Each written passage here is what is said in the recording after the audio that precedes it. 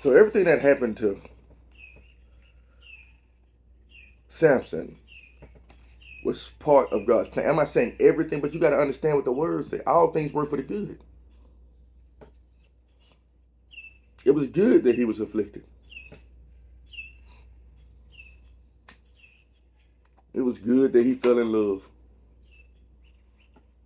It was good that his enemies did what they did to him. Because it was all according to God's purpose.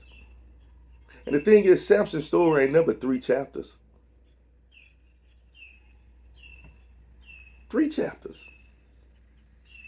A quick story about a man that was chosen from birth to do what he was meant to do. Live and die and suffer for the Most High God. I don't care what you people say. Samson was a failure. Do you read the text at all? Samson's story lines up with the word of God all day. All day. I will be found of them that seek me. His strength came back. They said they didn't even say the Spirit of the Lord was upon him. But common sense will tell you that it was. Sometimes the Bible don't say the Spirit of the Lord is upon you or his servants. But sometimes your will is not even yours. It's the Lord's. I told you. Even what I tell you, line up with the word. They ain't using you.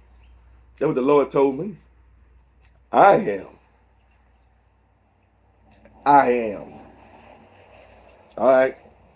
I might complain a lot sometimes, Lord, but I understand. I am is over me.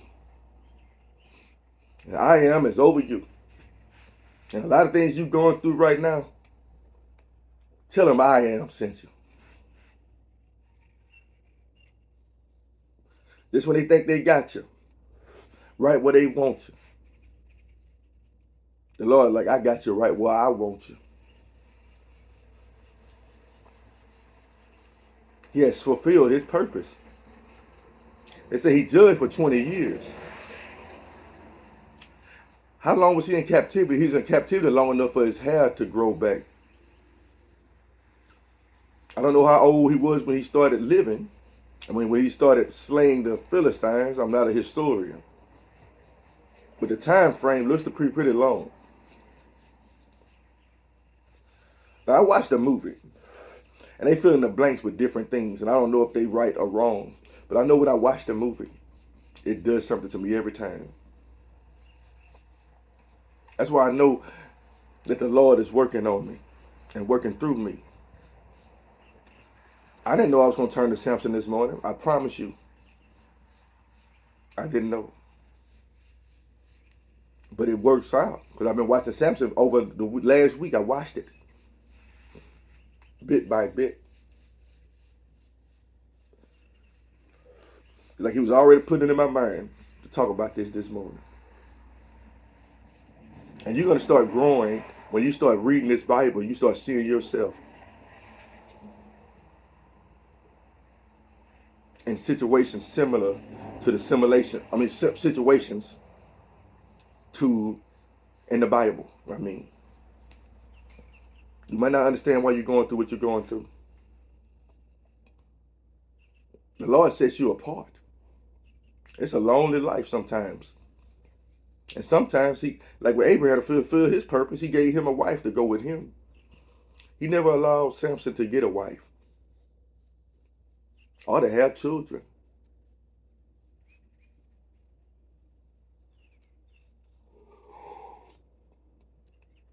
I guess he didn't want to extend that gift to another child.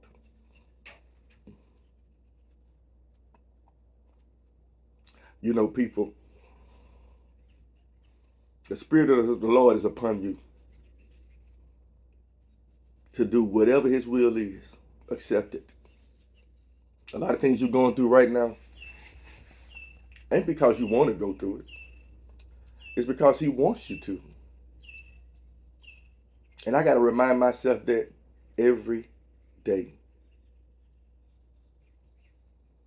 Like in the psalm, I have sorrow in my heart daily. I do. And you probably do too. And you're wondering why. But pay attention to everything that's going on. You may not be able to put the pieces all the way together, but they coming together exactly how the Lord wants them to come together. Because it got nothing to do with you. You called by the Most High God. Nothing you do in your life, once you start realizing who you work for, got nothing to do with you. It ain't about what's best for you. He said, I know the thoughts I think towards you. Thoughts of good and not evil, to give you an expected end. Some of the translations say to prosper you. Everybody in the Lord didn't prosper materialistically in the word. So that's a horrible translation. Samson did not prosper in a worldly manner. He's prospered in a spiritual manner. He prospered more than many people before him. For you to say he was a failure, I ought to come through this screen. And hopefully the Spirit of the Lord come upon me and I can open your eyes up. People. Every story in this Bible, Jesus' story. And some people are meant to prosper, but not saying that everybody is. So the translation needs to stay true. Thoughts of good and not evil. But thoughts of good and not evil don't mean that evil may not come upon your life. This goes hand in hand with what I talked about earlier. You can live a good life without the Lord and lose your life and lose your salvation. You can live a good life in the Spirit and fulfill your purpose and defeat the works of the flesh, whether in life or whether in death. But to look at Samson like he's supposed to have been perfect, Samson was not Jesus Christ. He was a man. David was not Jesus Christ. He was a man. Gideon was not Jesus Christ. He was a man. Abraham was not Jesus Christ. He was a man. Noah was not Jesus Christ. He was a man. An imperfect creature called to a perfect purpose. Until y'all open y'all eyes and see the perfect will of God and realize that everybody's not meant to be rich. Some people are meant to remain poor in spirit. God has chosen the poor in spirit and the meek to inherit the earth. And literally, sometimes the poor. But all poor people ain't good either. They got to work out their own salvation with fear and trembling too. I don't think a lot of y'all want to let God open your mind to spiritual things because you're still seeking worldly things. You're still seeking fruit of a carnal mind, of a fleshy mind. And you read Samson's story like it's a story of failure. Because all through the world, when you read a fairy tale, it always ends with happily ever after, according to the world standard.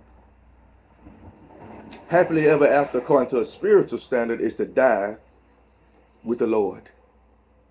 To live with the Lord, live for the Lord, to live in the will of the Lord, to live in the operations of the Lord, and to die in the Lord.